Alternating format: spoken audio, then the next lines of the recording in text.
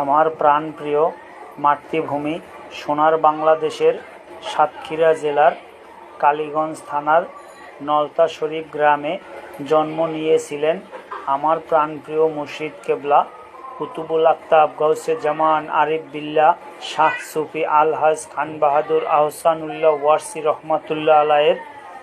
এখানে তাহার পবিত্র রওজা শরীফ অবস্থিত।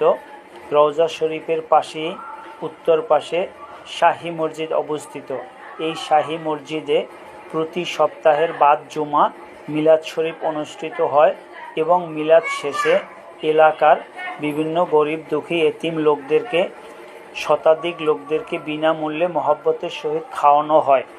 এলাকার অনেক লোক প্রতি সপ্তাহে বাদ জুমা এসে খাবার খেয়ে তৃপ্তি সহকারে খাবার খেয়ে যায়।